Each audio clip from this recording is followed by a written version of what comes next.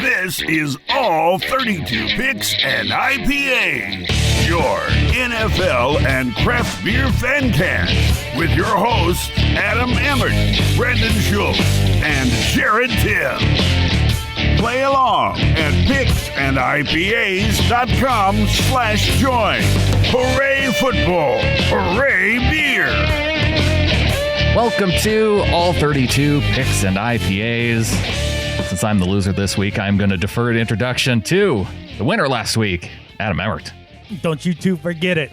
That's what happens when you do no preparation. The separation is not in the preparation. Jared, you're taking the same approach this week, even though you finished 10 points behind me last week. Yeah, the last couple of weeks I did my research. I watched some teams, and it just bit me in the ass. And so this week I'm just like, no, I went down to actually sit to watch some of these games. I was like, you know what? I'm going to watch Gruden's quarterback camp with Brett Favre instead. Oh, well, so Jared Tim going with some Gruden quarterback camp this week, and our good buddy 120 miles away, Brandon Schultz, finishing dead last with 80 points.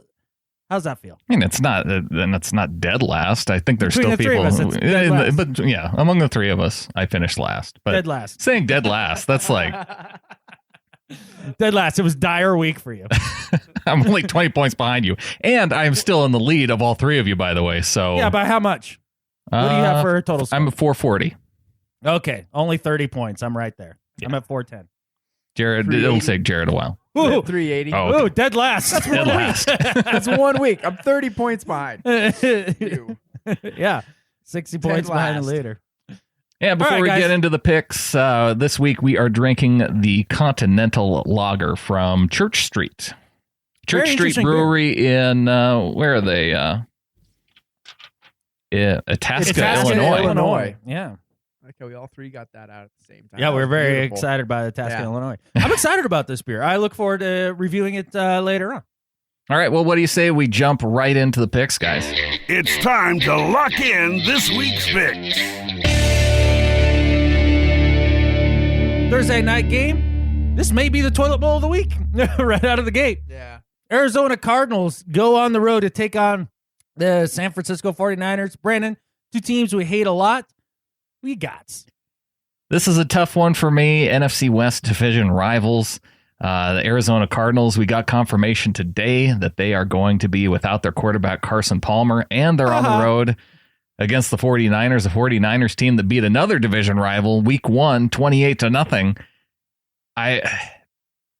I'm having a hard time with this one, but just because of user consensus 73% with the Cardinals, I think I'm going to go with Arizona and and then it's kind of like a win-win for me. I can be happy if the 49ers just happen to beat them. Yeah, I don't care about the user consensus. No? I think it's inaccurate sometimes, and I'm just going to try and do everything a little differently this week to hopefully make up some ground. So here's my thing. Carson Palmer's out, but I feel like the Arizona Cardinals are a train wreck even with him in the game, and now they even downgrade even that much more. The 49ers are going to be playing at home. I don't think they're a putrid team. I think they're kind of hit or miss. When they play really good defenses, obviously like when they played the Seahawks, they can't move the ball at all.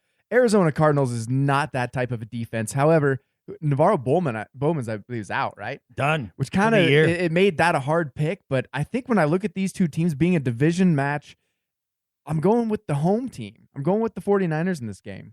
Interesting, Jared. Well, no Palmer means Drew Stanton, and Drew Stanton equals terrible. He's awful. And you know what? The Cardinals get to lay in the bed that they made for themselves. Oh, no, we got Carson Palmer for like 3 more years. And, you know, what are we going to do for backup? Oh, we got Drew Stanton. He's played all right. No, he doesn't. Came out and threw 2 picks promptly. Now, Navarro Bowman being out definitely makes me hesitate a little bit. He's easily the best player on that defense for the 49ers. The dirty little secret about the Cardinals is that the offense has been what's holding them back so far this season. The defense has been decent, you know, maybe even top 15, top 10 defense. So the offense takes even another further step back. The Arizona Cardinals are reeling. It's about time for Arians and Steve Keim to end up on the hot seat. I am taking the San Francisco 49ers at home. Because of your hatred for Bruce Arians. I hate him so much. Is Aaron Lynch off suspension this week? Week 5? Was it only? He might be. I'm not sure about that. There's a few other dudes off suspension for sure I know of, but I'm not sure about Yeah, like Aaron Tom Lynch. Brady. Oh, here it is. Aaron Lynch suspension lifted by commissioner October 3rd. So Okay. And Chris Johnson also banged up for this game. So he went on IR. I think he's done for a while. holy Wow. smokes, I didn't realize that. Yeah. So, tough game. All right, guys, let's move on to another crappy game. Tennessee Titans on the road to take on the Miami Dolphins, who still look the same, Jared. Even with Adam Gase not working magic on the Tannehill here so far. I think this is a Dolphins team. You're kind of starting to realize their lack of talent, but also with the Titans. I mean, Mariota's been struggling. He's had a little bit of a slump, but I don't think he necessarily has a lot of talent around him. And you just expect a little more out of the second best pick in the draft, So I don't know what we're seeing out of him just yet. I don't know if it's really a regression or just the fact that he's got nobody around him, but I think he's going to struggle here. I think these teams are quite evenly matched at this point in the season. So I'm going Miami just because they're at home. Another time I'm just going to take the home team because I think this is an even matchup. Well, Mariota is definitely suffering a little bit from a sophomore slump, and even the best pick in the draft last year can't avoid that every single year. So he's definitely swooning a little bit, but this is basically a battle between two inconsistent QBs. I mean, we've seen Ryan Tannehill be, good Ryan and bad Ryan. You don't know what you're going to get. So I kind of look at that as a draw. The one thing that I look at is Tennessee actually does run the ball, and they actually stop the run on defense. They actually have the highest rated offensive line in all of football via Pro Football Focus. And they're pretty good on third down. They're converting 41% of their third down. So I hate the Dolphins, so I'm taking the best pick in last year's draft, Mariota and the Tennessee Titans, to win this game. Well, another interesting thing about the Titans is they actually have the number 1 ranked offensive line by Pro Football Focus through the first quarter of the season. Isn't that what I just said? Yeah, but we can hit the I wasn't paying we can hit attention the to what repeat Adam button. said. Oh, okay. All right. I just knew that you were going to pick the Titans and that I was going to pick the Dolphins because going against your hatred of the Dolphins, I knew you couldn't pick them. User consensus 63%, and I'm going with Miami. Wow. People are dumb. Higher than I would have thought. All right. It's- Okay, guys. New York Jets, who we saw the Seahawks dismantle last week, taking on the Pittsburgh Steelers, who basically lit the world on fire in their last game. Brandon, I mean, this one kind of seems easy, doesn't it? It kind of seems easy for everybody because this is the second most in terms of unanimous user consensus picks go. 96%, and I bet you can guess which one is more unanimous this week, but 96% going with the Steelers over the Jets seems pretty straightforward to me. Go with Pittsburgh. I'm going Pittsburgh too. I mean, the Jets can't help but turn the ball over at this point. And the Steelers, I think, just had a clunker of a game, but now they're kind of back on it a little bit. They even ran the ball pretty well, so I'm going the Steelers, especially at home. Especially, this Jets team just can't handle the ball. We saw Russell Wilson expose the Jets secondary last week. Big Ben will do the same. So, yeah, Pittsburgh all day. Okay. Oh, here it is. Here's the toilet bowl of the week. I knew it would come up at some point. Chicago Bears on the road to take on the Indianapolis Colts. Jared, is anything interesting to even think about saying about this game? I think, is Brian Hoyer going to continue? It's to Hoyer start? the Destroyer. Is he going to continue, though, when Cutler's healthy and comes back? Do you think? Well, he has actually played pretty well. I think he has a QB rating of over 100 so far in his two He's starts. the reason that I'm having a tough time with this game. I still don't exactly know who I'm going to pick. I mean, the Colts suck. Mm-hmm. They're bad, even when they play on a different continent. So I'm going to go Colts just because they're at home. I hate doing this, but there have been 3 games where you're just like, who cares? First of all. Second of all, the home team's probably got the advantage. Yeah, the home team has the advantage. The Chicago Bears, 31st in the league in scoring points, but on defense, they are 8th in terms of giving up pass yardage. So that could prove to keep them in this game against Andrew Luck. You talked about whether or not Hoyer the Destroyer was going to continue on. John Fox hinting earlier this week that might be the case, that he may continue to be the Bears quarterback. If he gets the win over the Colts, I could see that happening. But going user consensus once again, 82% with the Indianapolis Colts, only 18% with the Bears. Wait, Well- can I switch and make this my risk pick? Yeah. I'm doing it. I'm going Bears. Okay, so once a week, we're Yeah. going to make a risk pick. You have to be lesser than 25% of user consensus for it to count as your risk pick. We're each going to take one a week because why the hell not? It's not like our picks have been all that great for the first I'm pretty few sure weeks we anyway. probably took 5 of them last week, so maybe this will limit us. Yeah, exactly.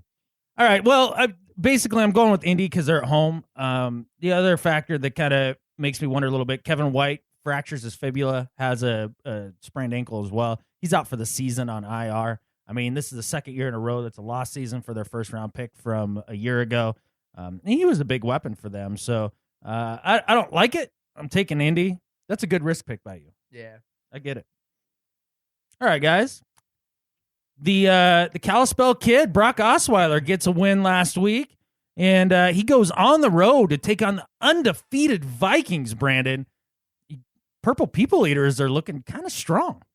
That defense, you bring up the Purple People Eaters, that the defense of the late 60s, right? Just kind of reminiscent in that Minnesota defense. And that's really what has this team 4-0 is that defense playing strong. And that's why I'm sticking with the Vikings. User consensus 88%.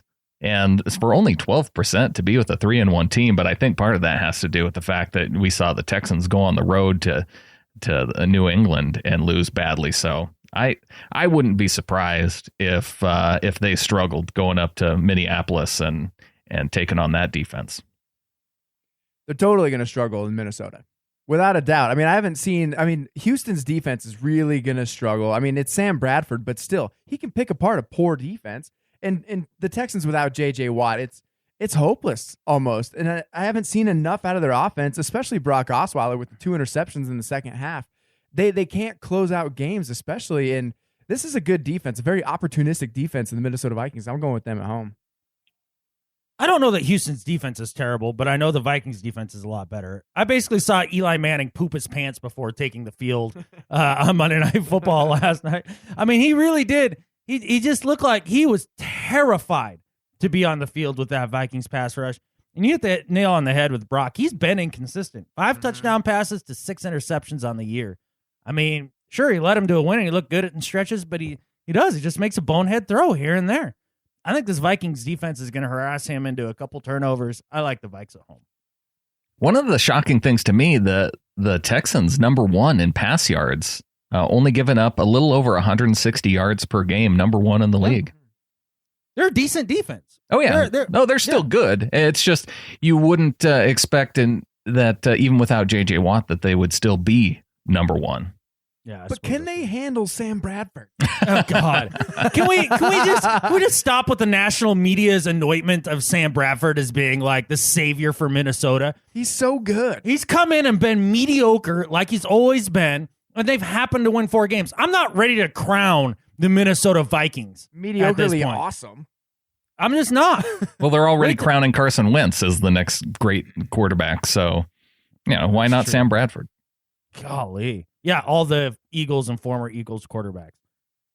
Okay, guys, speaking of Philly coming off the bye week goes to Detroit, where basically the Detroit Lions look a lot like the city they're from, basically a dumpster fire. Yeah, I mean, they had some promise a little bit early in the season. I thought Stafford he opened up the season pretty well, but I don't know. In this game, I'm going to go with, I think Carson Wentz is still going to have a few clunker games. It's going to happen, but it's not going to happen against this defense, and it's not going to happen in a dome, especially against a defense that isn't really fast. They don't have a really big pass rush, so he's been good at making decisions, and I think he's going to have plenty of time to make them. I'm going Eagles on the road.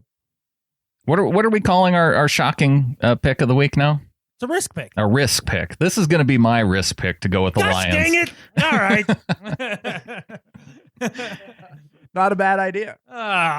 And it's only because the Eagles, I'm not buying them as an undefeated team. They do have some legitimate players on defense. Their offense, they're getting it done. But the only thing that I don't like about this is Jim Caldwell continuing to insist that he didn't bench Golden Tate when Golden Tate didn't start the second half. He played very few snaps in the second half, and yet the coach still saying that that's not the reason why Tate wasn't in the game. I'm just not buying it. But going Lions here at home. only 15% user consensus, 86% with the Eagles. So we can't both take the same risk pick? Because this is the one that I had singled out. I guess that's what you get for going last. Yeah. Oh, gosh dang it. All right, fine then. All right, well, I guess Find a different game. I guess I'm going with Philly because, look, here's the thing. Detroit looks like a dumpster fire on defense, and it all stems from the fact that they don't have a very good pass rush. Basically, with Ezekiel Ansah being out, I think he was questionable last week. I don't know that he's going to play this week. It would help if he did. He had 14.5 sacks last year. He's very good.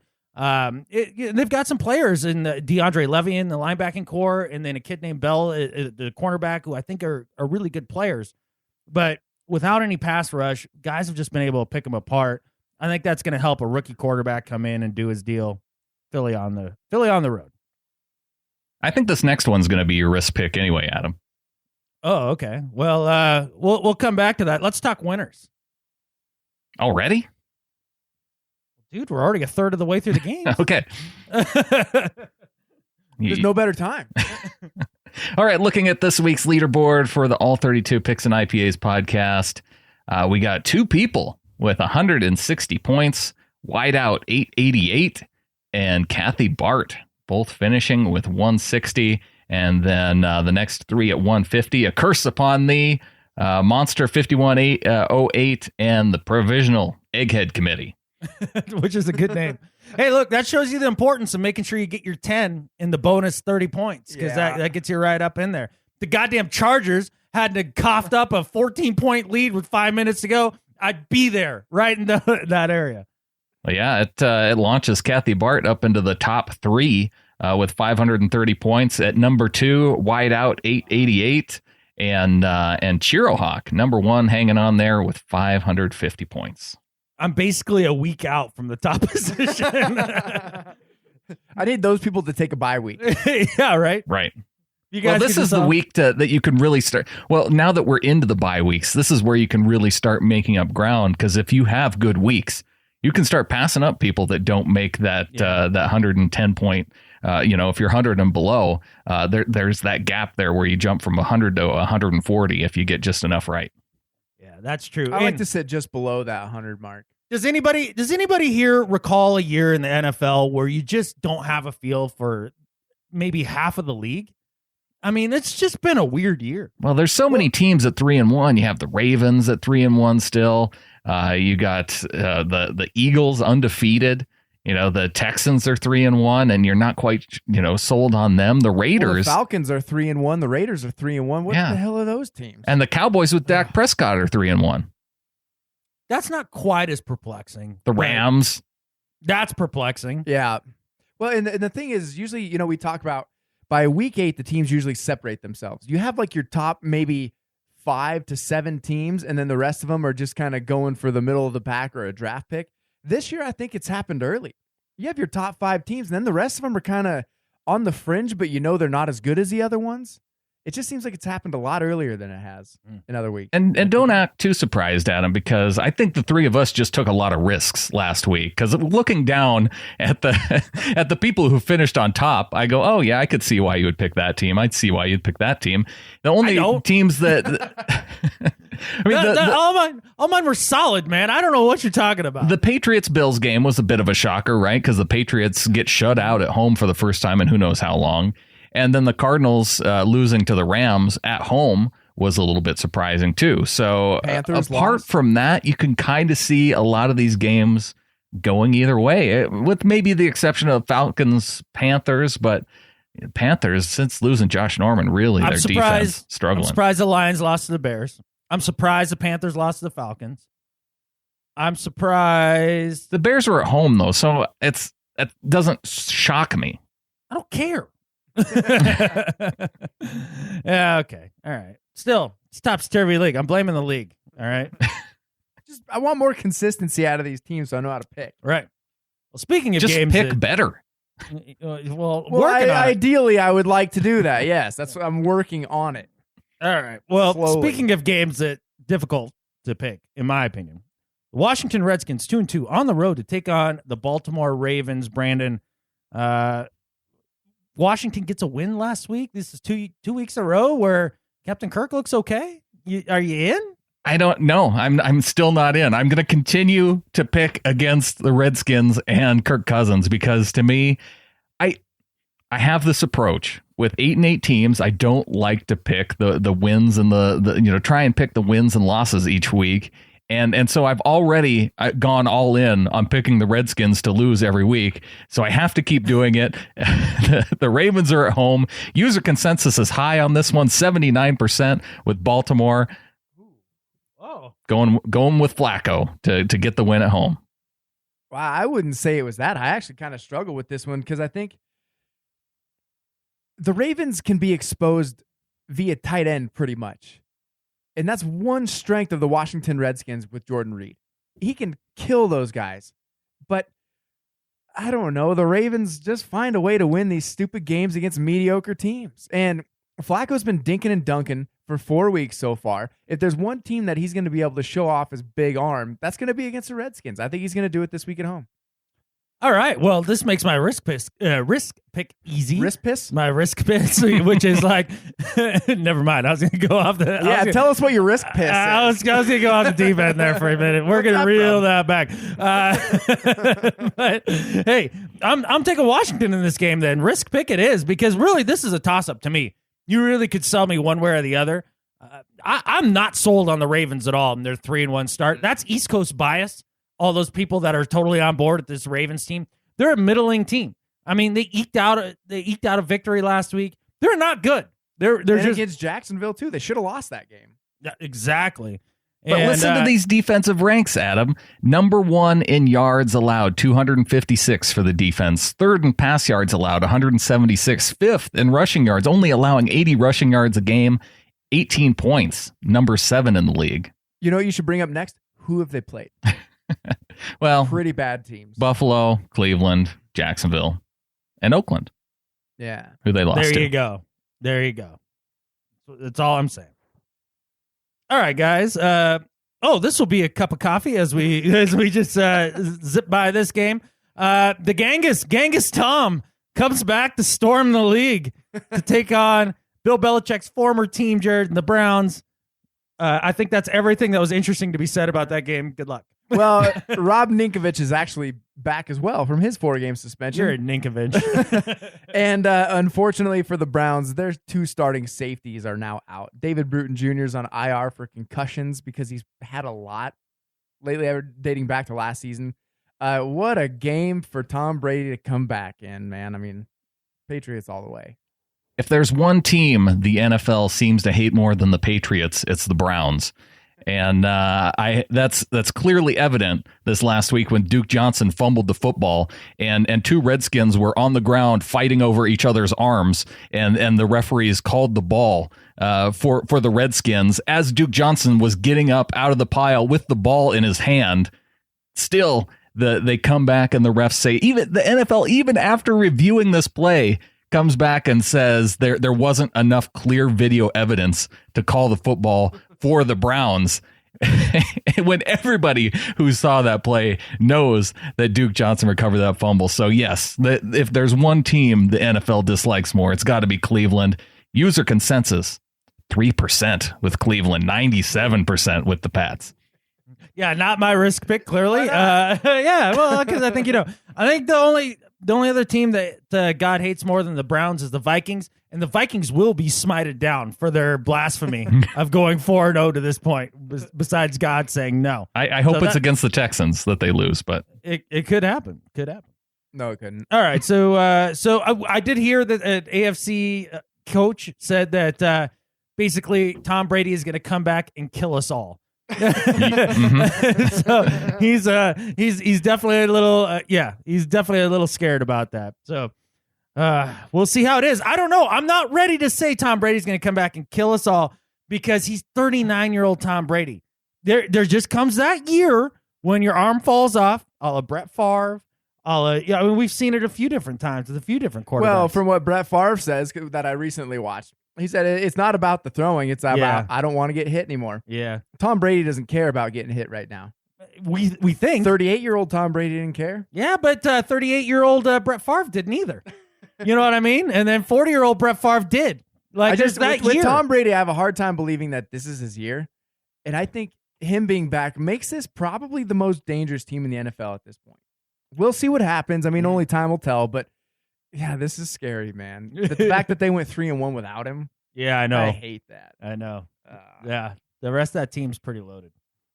Okay, on to one of the more interesting games of the week. Not because I think it'll be competitive, just because I think it's going to tell us a lot about at least one division in this league.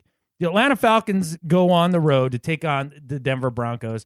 I'm going to start with Brandon, but basically the high-flying Atlanta offense goes up against the vaunted Denver D in Mile High. This is going after a week after Julio Jones goes for 300 yards receiving. Matt Ryan throws for 500 yards. A lot of people pointing to Matt Ryan and saying, through the first 4 games of the season, there's your MVP of the league. And I'm not ready to buy it yet based on who the Falcons have played to this point. And this Denver defense is really going to give us a chance to see if this Falcons offense is for real. My guess is that it isn't. User consensus 77% with the Broncos, so a good 23% still thinking that the Falcons can go on the road and beat the Super Bowl champs. Those people are dumb. And I'll tell you why. This is Denver all the way. And this isn't even close. I mean, let's just take historically, every time a historically great offenses go up against a historically great defense. You're stealing my mojo right out of the gate. So that's just it. But let's talk about the Falcons for a second, who play in the defense optional league. Like, they play in the AFC South or the NFC South, where defense is clearly optional. Their opponents have given up an average of 30 points per game. That is abysmal. Denver gives up half of that, 16 points a game. Good luck, Matty Ice. Von Miller's going to eat his lunch. It's just Denver all day to me. Well, I mean, do you guys remember a Super Bowl from a couple of years ago where this high-flying offense just came in, scoring records amounts of points? That rings a bell. Yeah. What happened there? Yeah. 43-8, I think, is what happened. Whatever. It doesn't matter. I was just asking if you remembered it. A simple yes or no would have been just fine. It rings a bell. But, I mean, when you look at this, I mean, you guys made all the points already about who Atlanta has faced and how tough they've really had to be. We haven't allowed over 200 yards passing to a team yet. And just when you go up against a physical defense, which the Falcons haven't come across yet, this to me is also a no-brainer, especially when we do tend to eat up a lot of clock when we can run the ball. And against the Falcons, I think we'll be able to do that. Well, as long as Denver doesn't shoot itself in the leg, they'll be fine in this game. Speaking of which, who's going to cover Julio Jones this week? We'll put 2 dudes on him. That's all we're going to do. It's probably going to be Aqib Talib, which that might shoot us in the leg. I don't know. But one thing we haven't talked about. He's not going to be charged for shooting himself? No, I'm not saying that was the headline. He's not going to be charged for shooting himself. Well, freaking duh. Cool. I was like, wow. Well, one guy we haven't talked about is who's going to be quarterback. Is the Rear Admiral going to be back from his shoulder injury? Yeah, it's his non-throwing shoulder. He's going to be back to play. But when Paxton Lynch came in, he wasn't asked to do too much. He wasn't asked to make a lot of reads, but he made a lot of good throws. So at this point, can we start to have the conversation that maybe Elway made a good decision not paying Brock an astronomical amount of money for quarterback play? He could get at a cut rate amount. We'll see come time. Yeah, we'll see come playoffs. Okay. Because having a quarterback that can, but it's not out of the question. You know what I'm saying? Like, I need a little more time to really be sold one way or the other. Because we put the money we would have put into Brock into our defense, which has now gotten us to this point, and we're getting pretty good quarterback play, which comparatively has actually been better than Houston's for a huge discount. So I think it's just it's one of those things that could be in conversation at this point. I'm concerned about the Seaman going forward, just because he is a slight build. And I mean, he got just rocked in that game. I mean, he got basically, it was a WWE style tackle. And I mean, I don't know how many of those that a guy like that can take. He's got one more. He's got one more. He's not built to take a lot of hits. No, he looks like he looks like if I went out there and suited up to try to play quarterback. There was one article about how he's listed at 6'3", 215 or something like that. No. No. He's not. He's far more slender than that. But I think that's an interesting point, Jared. I do need just the verdict's out still just a little bit here. All right, guys, talking about teams that the verdicts are out on. Jeez Louise. San Diego Chargers take on the Oakland Raiders in the black hole, Jared. These are your AFC West opponents that you know very well. I'm still not sold on the Raiders. I think their offense is pretty good. Their defense still not very good. Phillip Rivers has run out of weapons pretty much at this point, and they just can't finish a game. They just lack the will to win a game, and that's got to be the most frustrating thing for players, coaches, fans, you name it. And I don't know if they're going to recover from this one last week. I don't see it happening. I'm going to Oakland at home because I think San Diego, they're crushed after that one. Mike McCoy on the hot seat, right, Brandon? This could be an interesting game. And part of me wanted to make this one my risk pick just based on the fact that the Chargers, number 3 in the NFL right now at scoring points.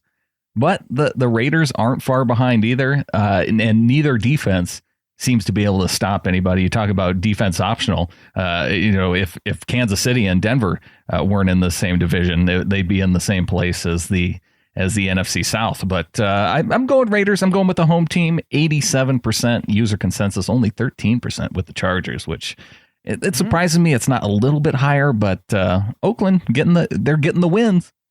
Boy, that was a much closer pick for me than that user consensus on that.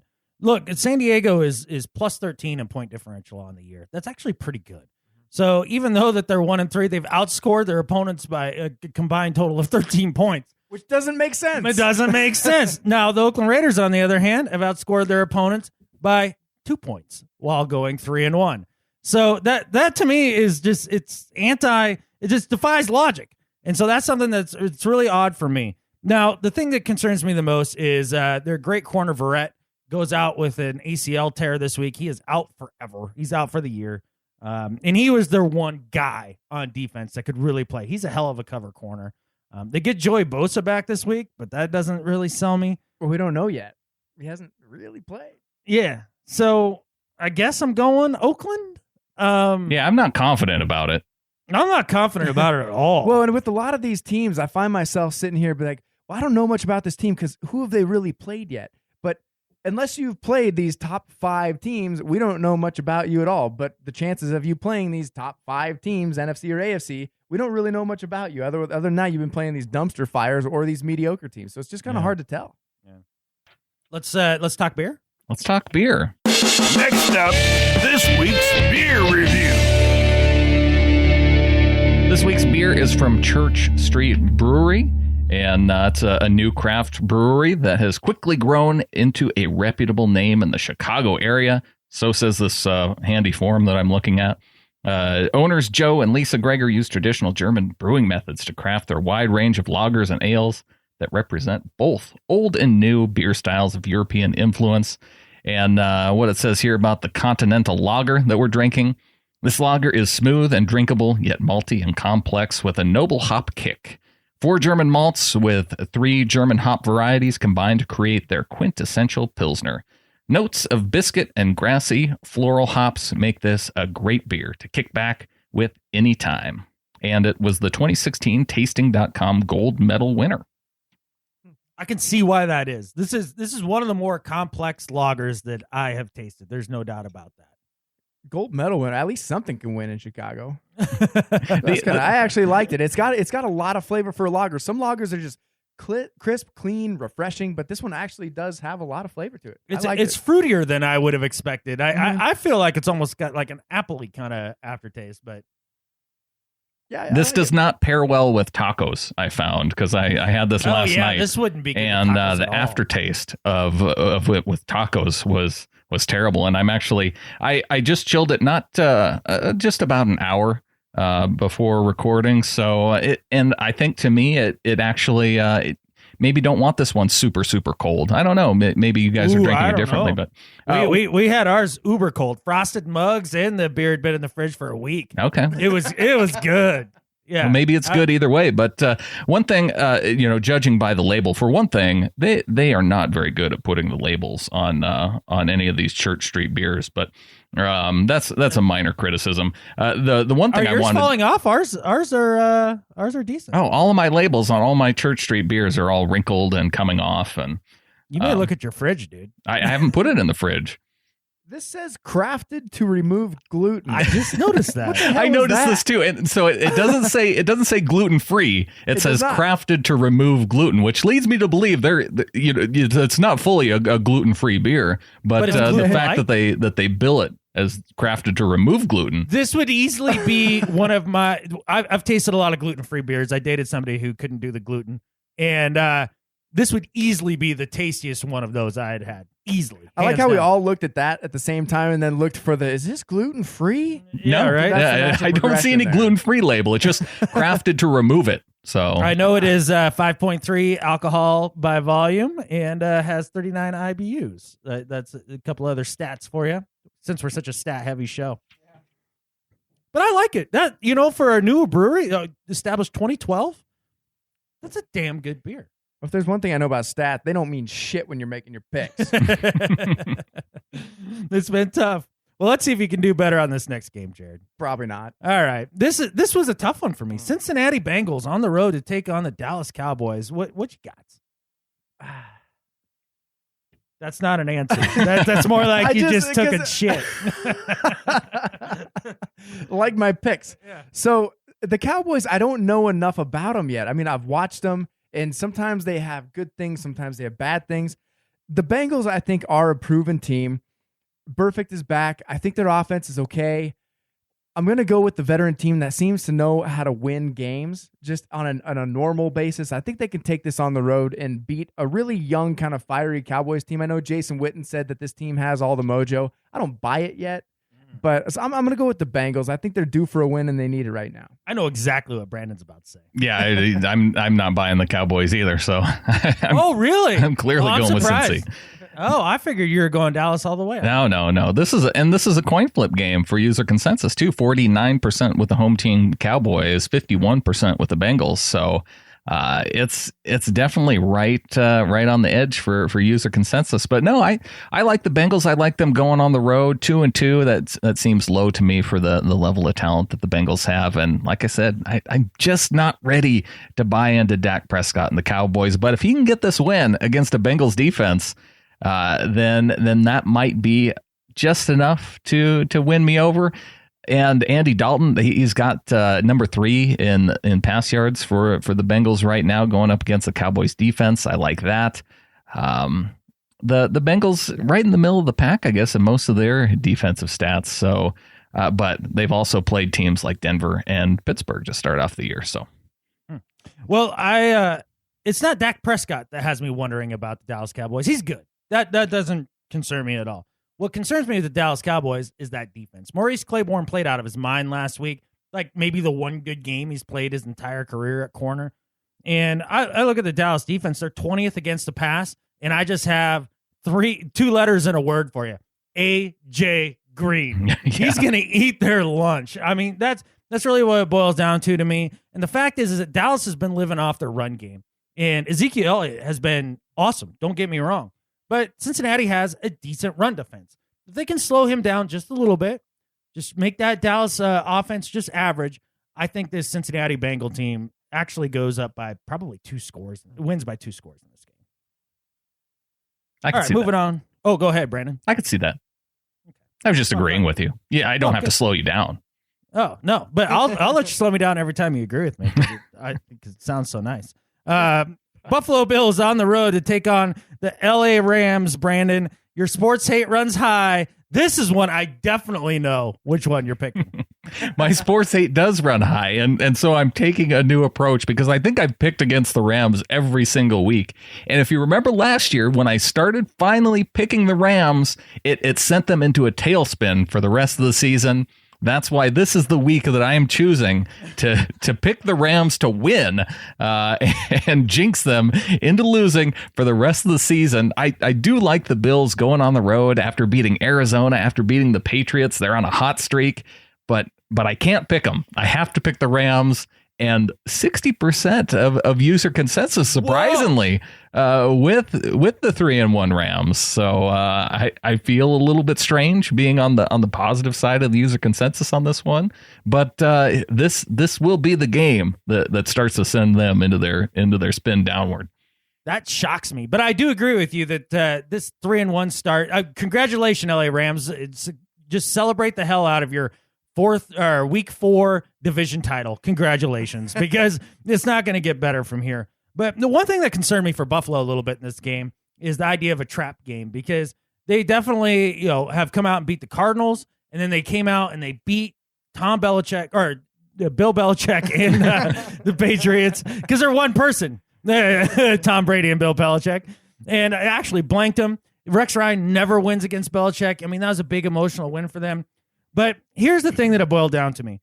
The LA Rams, their defense isn't quite as good as advertised in a lot of ways. They're 23rd in the league in total yards, and they're 17th against the run. Buffalo lives on the run. I think Shady McCoy gets his a little bit in this game. And the big reason the Rams have won the majority of their games, they get the timely turnover.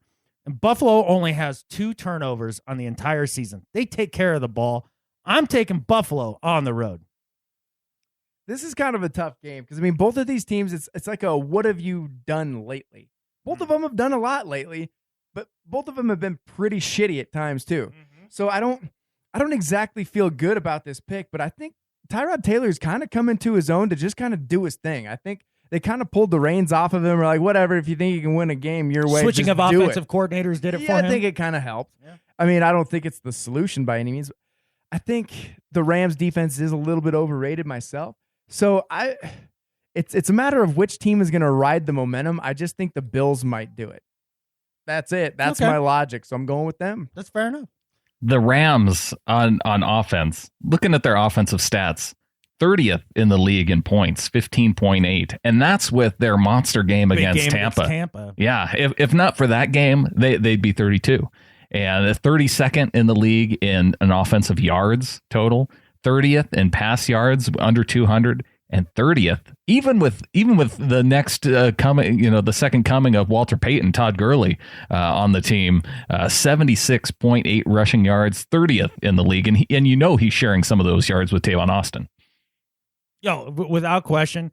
Look, Gurley, I just wish Thomas Rawls had been healthy, because he'd be beating Gurley right now. Gurley is not having a good year, just like I felt like he wouldn't, but oh well. Thomas Rawls could come back and get in one game what Gurley has true. Right now. That's true. You guys hate him more than anyone else. No, I don't hate world. him. I just don't think that I don't think he's Walter Payton. You know what I mean? Like, everybody was just ready to crown him. Just this is a media hatred. This is what the media has said about him, though. Right. You guys just hate him. No, I hate the buildup around him. It's a lot like Carson Wentz. Yeah. You know what I mean? I don't hate Carson Wentz at all. It's just this is slow our roll a little bit. All right, guys, moving on. The Seattle Seahawks take on the bye week this week. Seattle wins.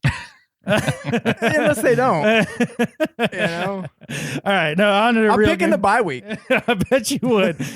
Because picking against the Hawks has done you real well the last 2 weeks. It will. All right. New York Giants on the road to take on the Green Bay Packers. Jared, I don't think Eli's pooping his pants against the Packers defense. He's not pooping his pants, but Odell Beckham Jr. will have his third meltdown of the season. I don't know why. He's just going to do it. Yeah. I'm going with the Packers because I don't see too much in this Giants defense that's really going to slow him down, even though his receiving core is still not up to par. I'm going Packers at Lambeau. User consensus on an Odell Beckham meltdown, 97%. It's about as high as the Patriots winning against the Browns. But yeah, the Giants, not a lot of confidence among users anymore. Even at 2-2 to go on the road against the Packers, 89% are with Aaron Rodgers and the Packers. I don't know if it's that lopsided, but I guess when you see your star receiver throwing tantrums and not able to get back into the game, you definitely lose confidence in a team's ability to bounce back based off of when your star player just has hissy fits. And because this is a very mental game, and it's important to have a strong will, a strong mentality. And if you don't have that, you're already in a deficit. I, like other users, like the Packers in this game, going Green Bay. Yeah, basically the entire secondary for the Giants is banged up, and Aaron Rodgers will get his here. I mean, he's able to do that, especially their offensive line has played really well this year as well, even though Aaron Rodgers hasn't maybe played to his best. But this is a game where he should be able to dominate. Look, I want to conduct an online poll which inanimate objects that we want Odell Beckham Jr. to fight next. I mean, first it was a kicking net. Next, maybe like a Gatorade bucket. I think it's going to be Surface a Pro. I think it's going to be a pylon. A pylon. Okay. Somehow. All right. Yeah. Yeah. Maybe whether it's a pylon or a trainer's table. I want to know. I want to see what everybody thinks Odell Beckham Jr. should fight next. So do we have to make a pick? Inanimate object, Odell Beckham Jr.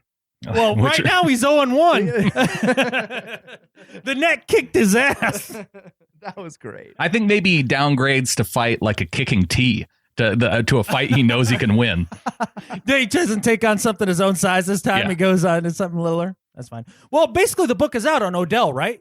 Like you just hit him cheap out of bounds once or twice, and he's gonna lose his shit.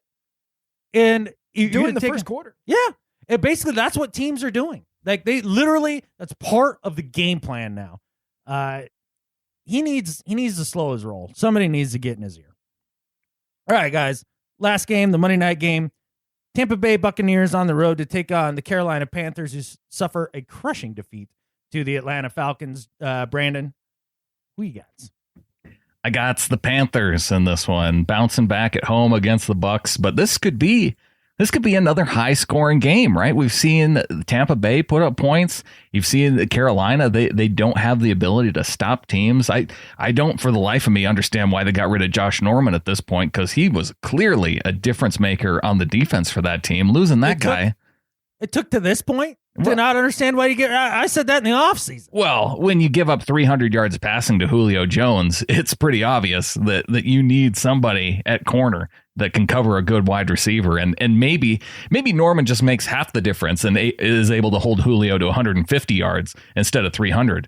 But when you have a quarterback throwing 500 yards on your secondary, I think Jameis Winston could easily put up 400 on this Panthers secondary. So it could be back and forth. I like Carolina at home.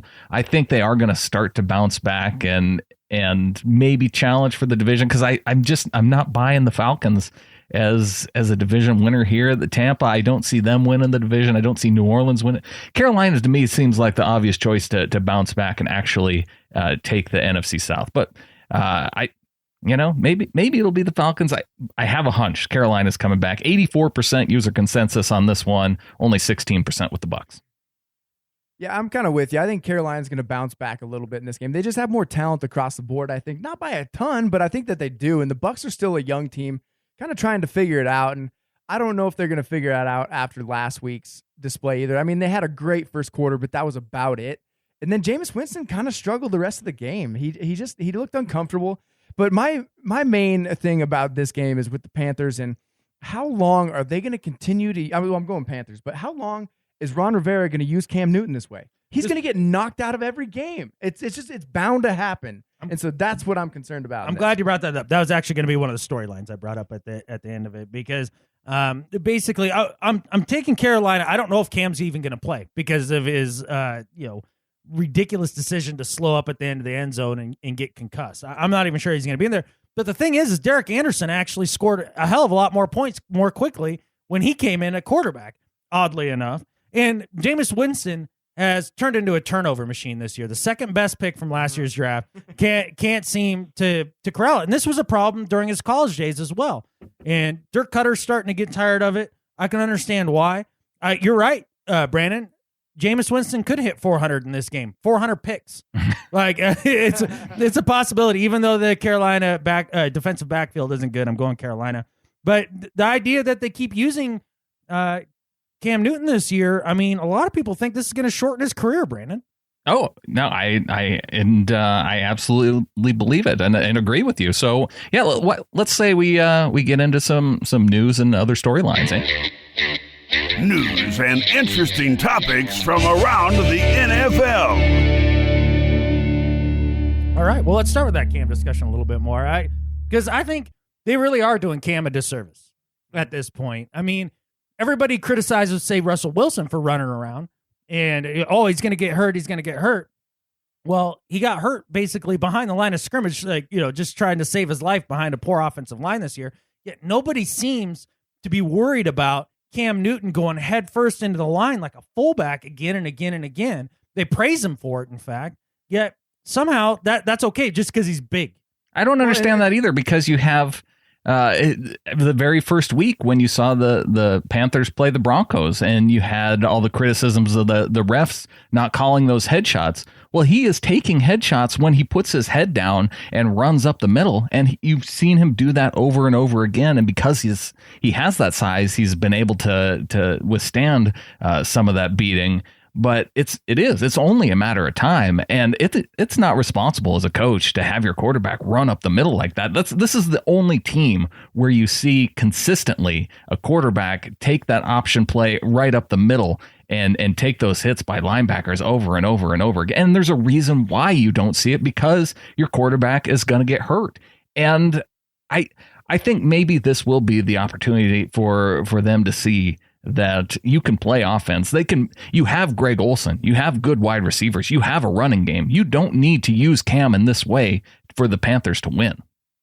Well, and that's the thing, is you mentioned Russell Wilson, but he's not taking these devastating hits. I mean, every quarterback gets hit, and you're going to take a few random ones that are going to kind of pile drive you into the ground. But his injuries are coming from kind of getting rolled up on. It's a way different story. I mean, Seattle they're not calling these quarterback power runs. No. It's not even necessarily options that Cam Newton is running. They're calling these power runs in the red zone. And so it's not even necessarily the concussions. Well, I mean, it is, but you're also looking at how many hits he's taken to his right shoulder, to his knees. And a lot of his game is based on him being able to move around and being very nimble. But how much can a body really take, especially that size? Yeah.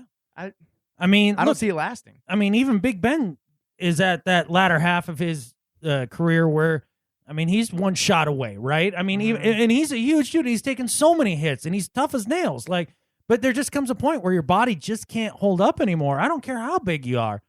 I think they need to have a kind of a sit down, come to Jesus sort of meeting between Ron Rivera and the GM and ownership and everything to really figure out how many years they want to get out of Cam Newton. I mean, if they just want to try to win for the next 2-3 years, fine. Run him up the middle. Have at it. But if he's your franchise guy for 10 years, this ain't going to work. He can throw the ball. I think this is when you need to have that conversation, like you said, and really, I think the decision's easy. You want to have Cam Newton long term to running your offense. You bet. Well, I had two more. Johnny Manziel got reinstated today. So that's kind of funny. Yeah, didn't he also try to, copyright the Johnny Football thing? Yeah, or whatever. Protect the trademark or something. Idiot. I don't know. I didn't know that was a big storyline. But my number one, though, was who's to blame for the Indianapolis Colts? Is it Chuck Pagano? Is it the GM, Grigson? Is it Andrew Luck? Oh, it's the GM. They don't have anything beyond Andrew Luck, and they worked as hard as they could to lose to get Andrew Luck on board, and being a no-brainer pick as the number one pick. Suck for luck. Yeah, right. Yeah. That's what it was all about. And so that's an easy pick, but you can see that they clearly aren't good about selecting people to build talent around Andrew Luck. Otherwise, that would be a winning team, because when you have a guy who's supposed to be one of the top quarterbacks, and I think he could be if you gave him time and had an offensive line, but he doesn't have that and doesn't have a defense. So Indy, not going to be a playoff team. So I'm also kind of leaning towards the GM on this one too, because Andrew Luck wasn't proven yet when they gave him the money. As a matter of fact, he was regressing at the time when they paid him. And so when you look at what the Ravens did with Flacco, of course, you pay him all this money, you have to skimp on the rest of your roster. Well, your quarterback's not good enough to make up for that kind of stuff. So if they didn't learn from the Ravens, that's a management problem to me. See, I think it's interesting because the Colts were an AFC championship team 2 years ago.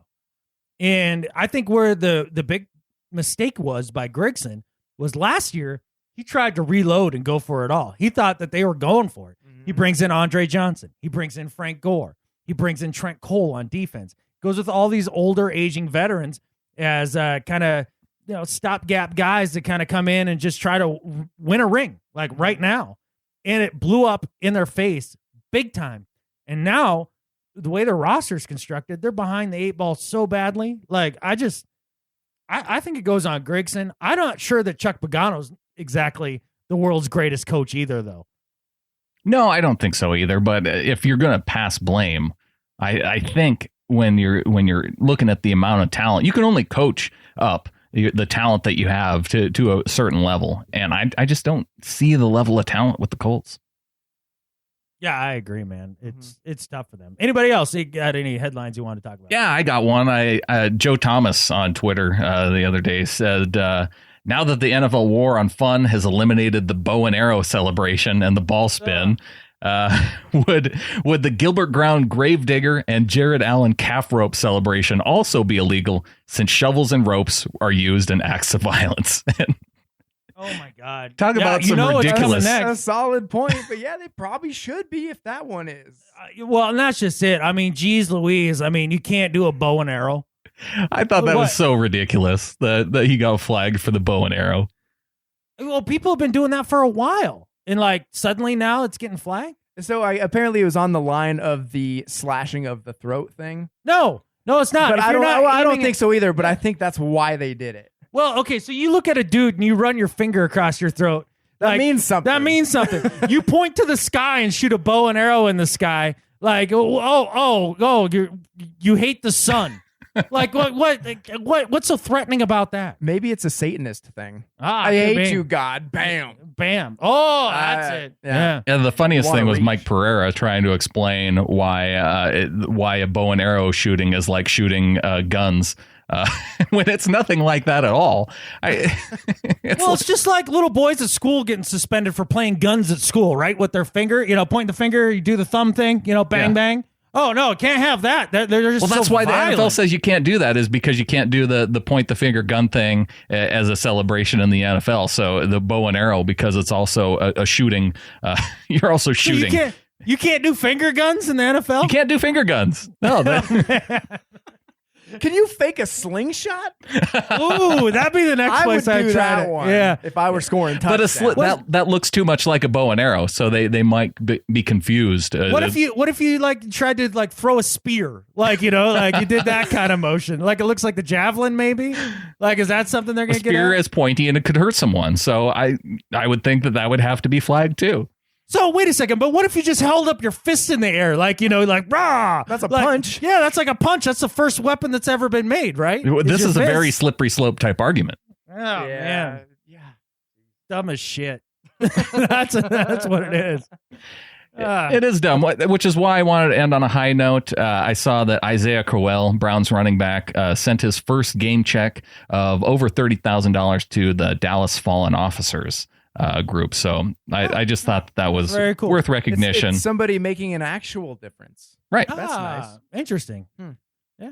Well, we could also talk about the NFL platform and how Colin Kaepernick has used it, which is interesting because when you look at breast cancer awareness, how they've used it, how the military has used it, and really a bunch of organizations have used the NFL because of how popular it is to kind of spread a message. I mean, I know a lot of people kind of hate Colin Kaepernick for this, and a lot of other guys who are kneeling during the anthem, whatever it happens to mean to you, they're getting death threats and things like this, but you got to credit them for using the most popular platform that they possibly can, and it actually is gathering steam. Well, Jared, you know my dad fairly well, and actually him and I got into it on the phone the other night over this, and because I'm with you. I mean, how do you be more American than expressing your right to free speech? But I think one thing that both my dad and I agreed on is like, okay, Colin, cool. You brought the conversation up. Now we're all talking about it. Now what? What's the next step? And there's not a lot of guys doing things about that, except for people like Doug Baldwin, Brandon.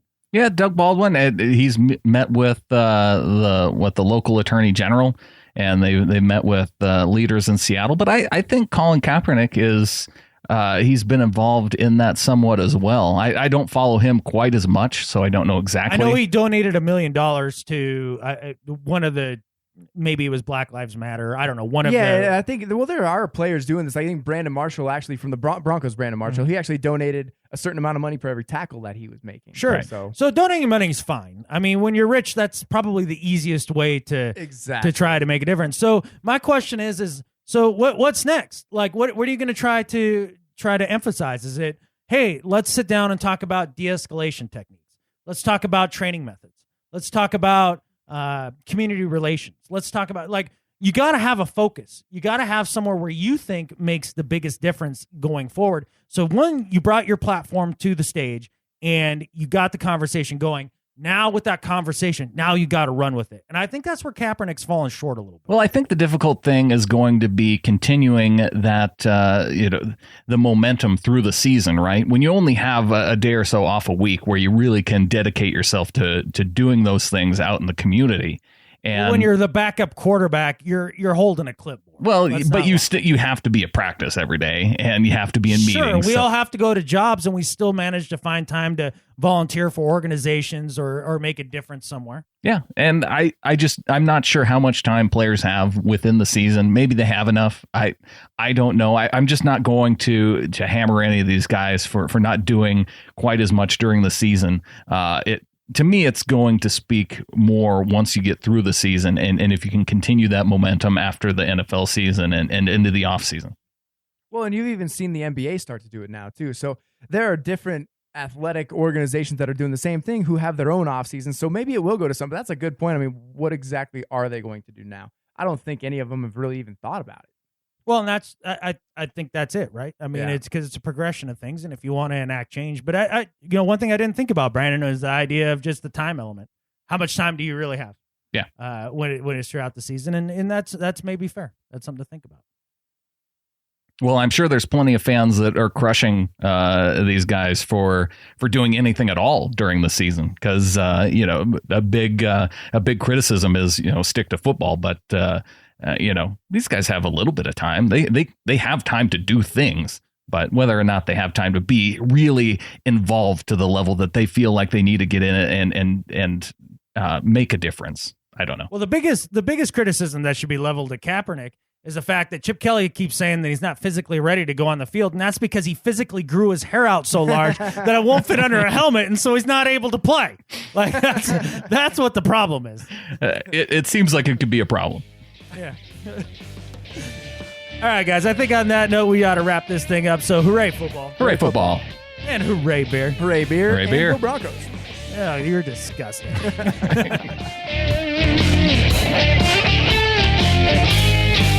us on Facebook at facebook.com/picks&IPA.